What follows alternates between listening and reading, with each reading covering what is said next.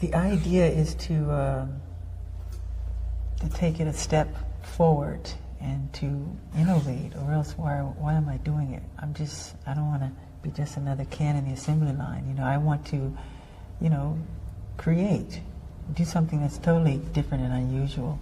It's like, I hate to say it, but it's like what all songwriters say. It's true. It's like you don't write the song writes itself, and it just kind of falls into your lap. It's like when you say, gee whiz, did I do this?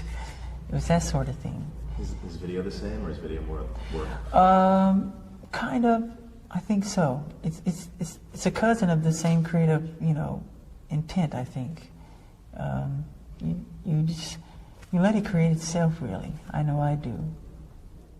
In my opinion, it has to be completely entertaining and have a sense of a linear sense of continuity.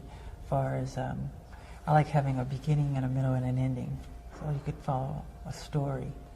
And not just be a collage of images, you know. And sometimes that's great too. It depends on what the director has a visionary, what he sees really. How much do you put, how much faith or trust, or how much of it do you let the director decide? Are you very involved in the concepts? Oh, I'm very much involved in complete making and creating of the piece. I mean, it has to be from, you know, my soul. Usually, you know, it's an interpretation of the music, so I would think so, yes. But you know, I'm hearing a radio next door, by the way, so I just picked the wrong time to start cranking the tune. Did you hear that? Every time you blink. I love working with John Landis because we laugh a lot. We're never serious on the set. So it's fun working with John because I get to throw water balloons and stink bombs and everything at him. That's a ritual for me. After we wrap on each video, I throw a lot of stuff at everybody. So that's fun. Awesome. How did you first meet John? I met John right before doing Thriller. I called him on the phone. I think he was in London. And I told him what I wanted to do and what the concept was. And we came together and we wrote it, the two of us. Now, when you were talking concept with him, did you envision it as being a movie or a music video? Because it seems it's more of a film. No, my idea was to make a short film, you know, with conversation in the beginning and make that kind of linear and to bookend it with conversation at the end. But John and I, because he's such a fun guy, I really love working with him. We just sat together and chemistry, it started working, you know. He's fun. Do you remember, were you a fan of horror movies in particular? Believe it or not, I'm afraid to watch scary movies. Honestly, I don't quite like to watch them very much. I never thought I'd be involved in making that sort of thing, but I am. Cool. And what, I mean, the two movies that, you know, well, there's the werewolf scenario at the beginning, and there's the Night of the Living Dead Dance. Did you see any of those movies? No. I did see An American Werewolf in London, which I thought was really fun. I hadn't seen the classic werewolf one. When was the last time you saw Thriller? Gee, I don't know. I thought about watching it again, but I don't, because I don't want to scare the children. It was a delicate thing to work on because I remember my original approach was, how do you make zombies and monsters dance without it being comical? So I said we have to do just the right kind of movement so it doesn't become something that you laugh at, but it just has to be, you know, take it to another level. So I got in a room with Michael Peters, and he and I together kind of imagined how these zombies should move by making faces in the mirror. And I used to come to rehearsal sometime with monster makeup on, and I loved doing that. So he and I collaborated, and we both choreographed the piece. And I thought I should start, you know, like that kind of thing, then go into this kind of jazzy step, you know. It's awesome because it kind of gruesome things like that, you know.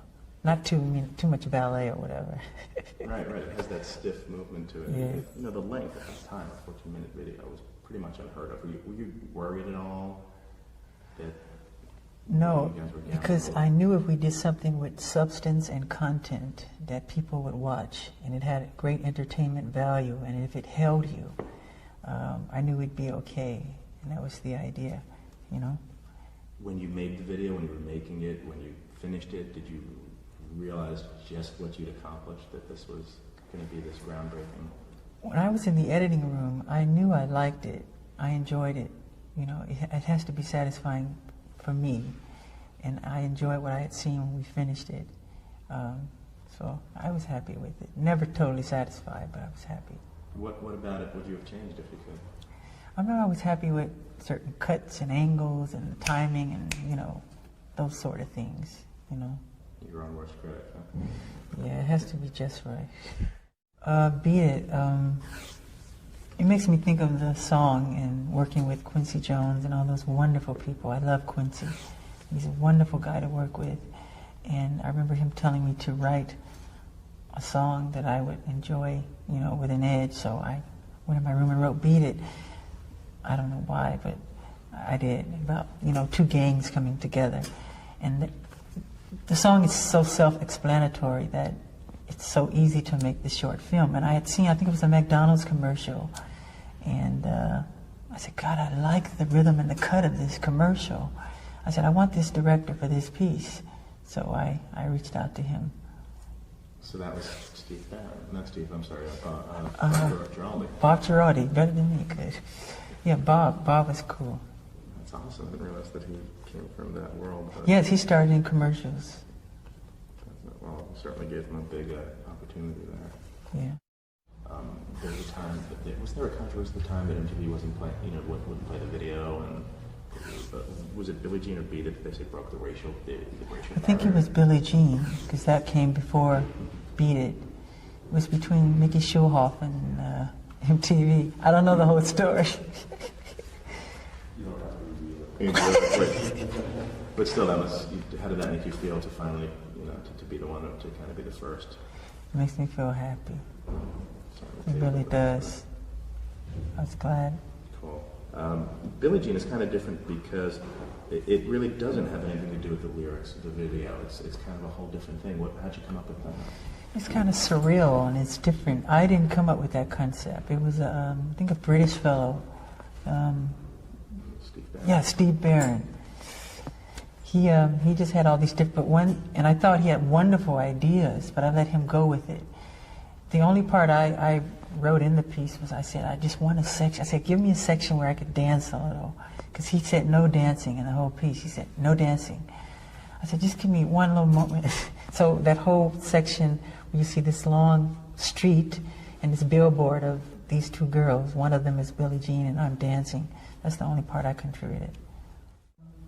I wanted to do a dance number where I told my sister Janet, I said, you remind me of a Black Panther. I said, why don't you do something where you transform into a Black Panther and you transform into yourself again? She said, I like it, but she didn't go with it. Because the two of us, we always think alike. So I told her I was going to do it, so I did it. And in the dance, I said, I want to do a dance number where I can just let out my frustration about, you know, injustice and prejudice and racism and bigotry. And within the dance, I just became upset and I let go, you know, and that's what happened. And I think at the time, people were concerned about the violent content of the piece, but it's like easy to look at. It's simple.